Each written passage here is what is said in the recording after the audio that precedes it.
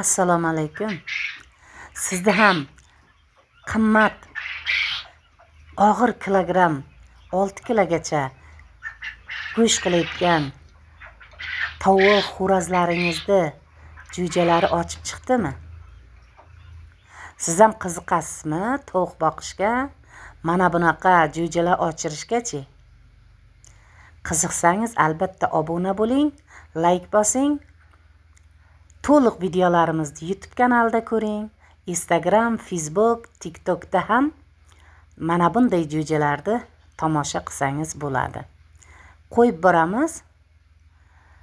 Mana hozir tuxum qaynatilgandan yeyapti bular. Bu tuxum qaynatilgandan har doim berib tursangiz, jo'jalar har doim to'q tursa, sovqatish ham kam bo'ladi. Bularni pati kechroq chiqadi. Bularda mana bunday uzun gavdali bo'lishi uchun albatta vitaminli taomlar berish kerak, donlar berish kerak. Asosan tuxum va yaxshi yog'li donlar. Yog'i bor donlar deganda bu masqat.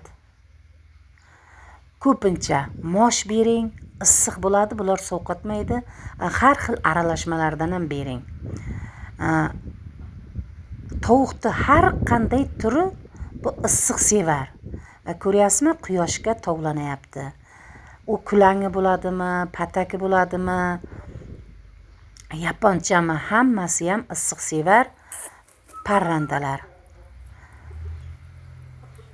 Siz videolarni ko'ring va agar qiziqsangiz, sizda qanday tajribalar bor? Kommentariyaga yozib keting.